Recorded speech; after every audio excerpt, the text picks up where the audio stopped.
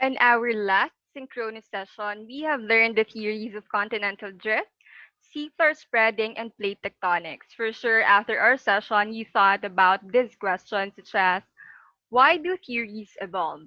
With ever evolving theories, is science an indecisive body of knowledge after all? And what does it mean to challenge our beliefs? As an educator, I believe that in science, as much as there is harm in doubt, so is in certainty. To give you an overview, we challenge our beliefs by breaking social and racial stereotypes. And where do we usually get a chance to assess our beliefs? The internet, of course. What are the theories in science that we once believed that are now debunked? Using science as a lens of discussion, now widely considered as a pseudoscience, phrenology was the study of the shape of the skull as indicative of the strengths of different faculties or abilities. Modern scientific research wiped it out by proving that personality traits could not be traced to specific portions of the brain. Spontaneous generation is another example. It is an obsolete principle concerning the origin of life form from inanimate or non-living matter. Or let's put it in a simple language. It says that the living things can come from non-living things. Well, of course, we don't believe it anymore. It was proven wrong in the 19th century by the experiments of Louis Pasteur, drawing influence from Francesco Redi, who was an early proponent of the cell theory. This afternoon for our Chalk Talks, we are lucky to have Mr. Jerome Bernardino, a biology instructor at the University of the Philippines-Baguio, a Phil-France scholar for University of Côte in France, specializing in biocontrol solutions for plant health.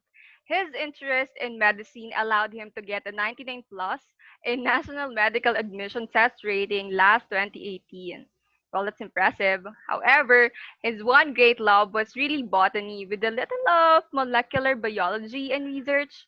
He has been invited as a resource speaker for Project HEPTA, a webinar initiated by Rotaract clubs all over the Philippines, together with Samira Gutok and Maki Maceda, a prominent journalist and sustainability expert, respectively. Despite his academic achievements, he remains humble and true to his commitment to help educators and a friend like me on various initiatives. This afternoon, we will discover how challenging beliefs, even the scientific truth, is essential to the development of science. My dear learners, welcome to our Chalk Talks.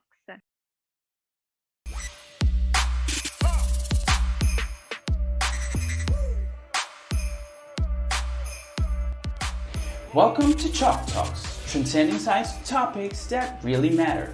From talks about science content blogs to social issues to prepare you for a career ahead of you. All relevant for you and the generations we are in. Here, we will relate and make sense of our earth and life science discussions to more conscious, more exciting, and more inspiring interviews from people who are scholars, experts of their fields, student leaders, and media personalities.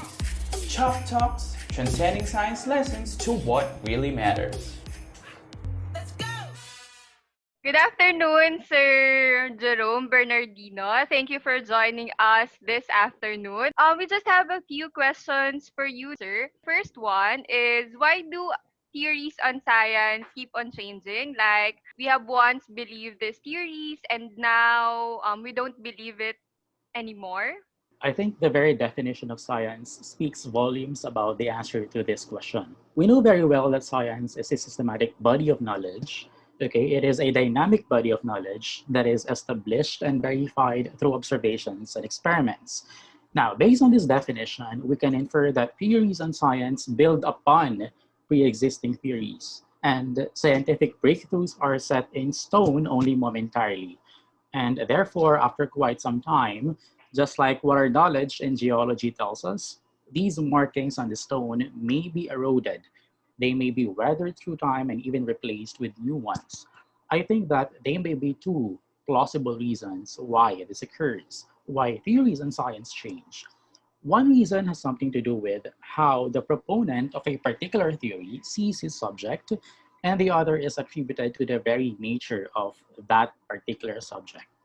In the first case, it may be that the theorist, upon establishing his theory, failed to see the subject holistically and mechanically.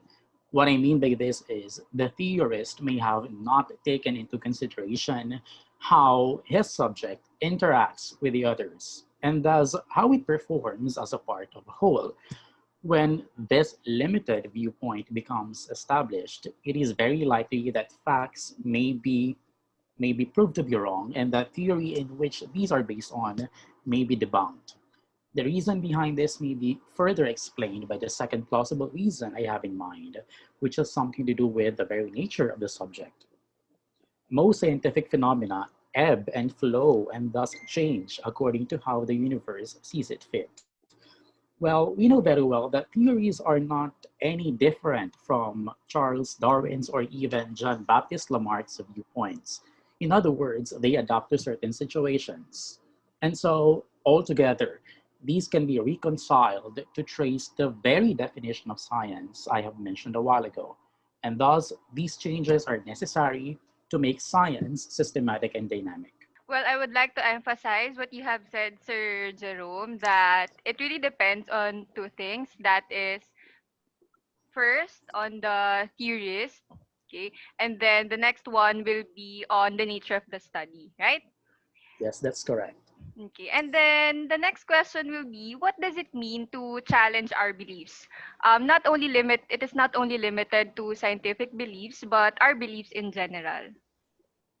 That's a very good question. I think every action we take is governed by our beliefs.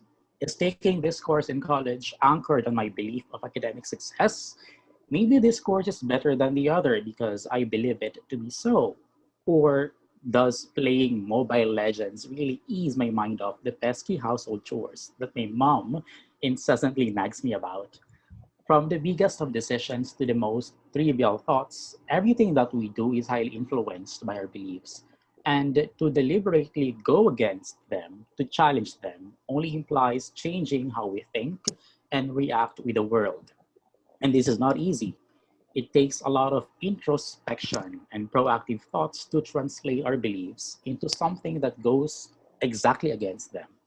But it is very important to note that challenging our beliefs can only go so far, and it is not tantamount to changing our true selves. We may test how strongly we believe in something, or should I say, we may test how strongly we think we believe in something without exchanging our core values for it. We do this sometimes even unconsciously. And I think that the very reason why we do this is because we see something worth considering about. And this is what some people call as their beliefs. Mm-hmm. And lastly, Sir Jerome, how can research subjects or courses widen our perspective on various scientific truths? I like this question because this is very relevant, especially nowadays that fake news is very rampant. Anyway, nowadays, scientific truth is credible only when backed up by research. And the manner by which I see it is that research is like a key that unlocks an intricate bolt and opens a door that leads to a new and bigger world, wherein another door is situated in you. The search for this key is a key to the search for scientific truth. One truth leads to the discovery of another truth. And the fact that we are poised at the door and ready to open it is highly suggestive that there exists a world, perhaps a groundbreaking one, that is yet to be discovered. And this is the very significance that is ascribed to scientific research. It reveals what is in store for the curious and rewards this curiosity with nothing but the truth.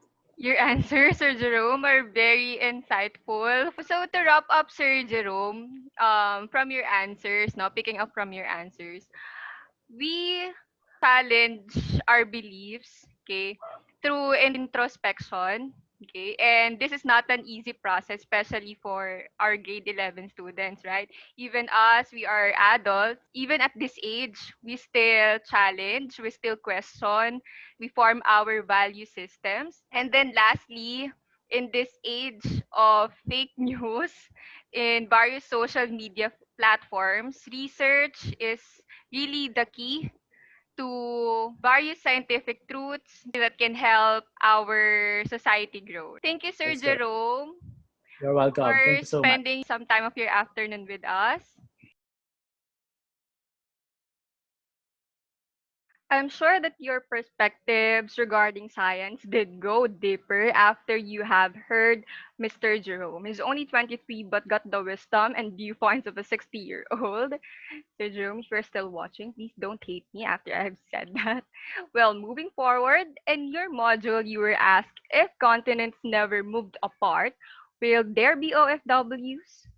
Since the onset of coronavirus disease in 2019 or COVID-19 pandemic, many overseas Filipino workers have been left with no choice but to return to the country after losing their jobs abroad temporarily or permanently.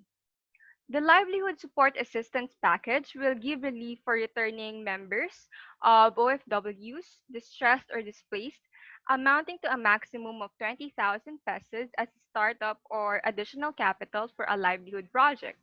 Labor Secretary Belly III added that under the Sapinas, Ikaw ang Ma'am at Sir, or SPIMS program, teachers who worked as OFWs are encouraged to return to the country and practice their profession. Let us be an inspiration and support to all sectors of the economy who has been greatly affected by this pandemic, especially the OFWs. That will end our discussion for our Week 4 Day 2 Science Synchronous session.